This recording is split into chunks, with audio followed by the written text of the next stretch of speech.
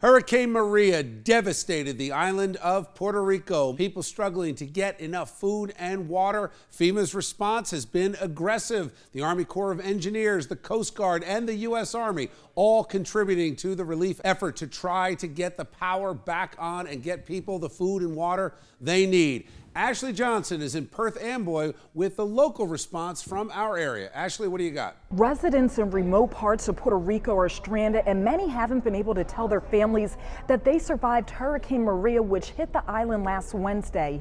At least 10 people died in Puerto Rico because of Hurricane Maria, and 1.6 million are without power, which is nearly half of the island. Puerto Rico's Governor Ricardo Rosselló says the island is on the brink of a humanitarian crisis and has called on the Trump administration to provide more help and resources. Here in Perth Amboy, New Jersey, where many continue to worry about their loved ones, there's been an outpour of support at the Alexander F.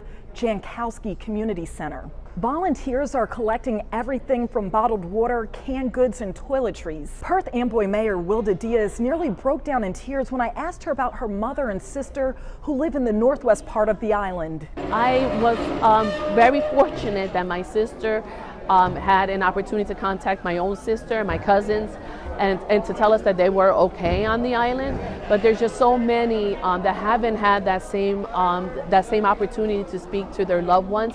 Diaz says Perth Amboy is a resilient community. We are a giving community. The fact that we understand, we went through a tough time a couple years ago with Superstorm Sandy right here at home, and everybody pulled together and we just supported each other. If you would like to contribute to the drive going here in Perth Amboy, volunteers will be out here at the community center from 9 a.m. to 7 p.m. through Saturday. Mayor Diaz says they are working with the governor's office to figure out how they'll ship the goods. Bill, right now I am joined by Kenneth Ortiz. He is the Director of Human Services here in Perth Amboy, and he's been overseeing this massive volunteer effort here. So Kenneth, first of all, thank you very much for the heroic effort that you and the volunteers and others are putting forth to help the folks in need. But let me ask you, all this stuff that's coming in, how are you getting it to Puerto Rico? Is there an arrangement that's seamless? The mayor's office here in Perth Amboy, Mayor Wilda Diaz, is working with the state and working out those logistics of us getting these items palletized and shipped to a central location where they will be put on barges or planes. And I believe the state of New Jersey is going to take care of the cost and getting them to Puerto Rico. So what's your role in this? I mean, do you have a personal connection? I am of a Puerto Rican descent. My mother and father are from Puerto Rico. I'm married to a Puerto Rican, my wife, Marisol. And actually, she just heard from her mother 20 minutes ago in Guayanilla, Puerto Rico. So you can imagine how emotional she was. How are they doing? Are they faring okay? Food and water is an extreme priority.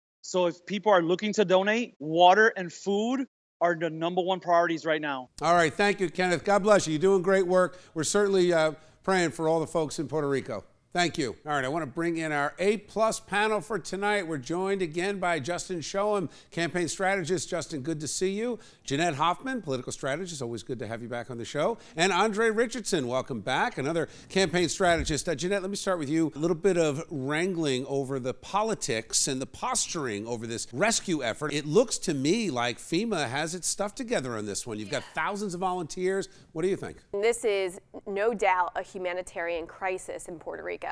FEMA is sending supplies or sending food on a nearly hourly basis. I think there's 10,000 FEMA workers down there now. It's a horrible, horrible situation, and Puerto Rico is going to need some help. Andre, let me ask you, are you embarrassed as a Democrat with some of the political posturing of some of the leading Democrats taking shots at the administration on this? I mean, this has been one of the most effective disaster relief mobilizations that we've seen.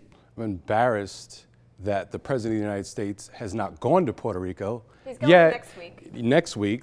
The hurricane happened last week. After Hurricane Sandy devastated New York and New Jersey, Barack Obama was there 2 days later.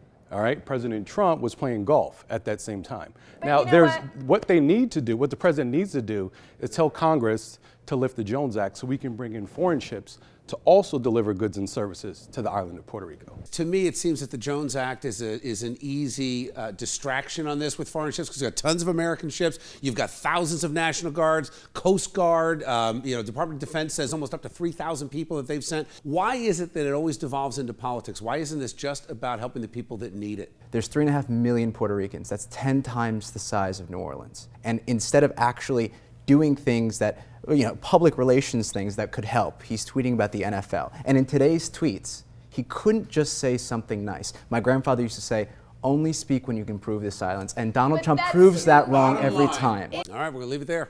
Thanks, guys.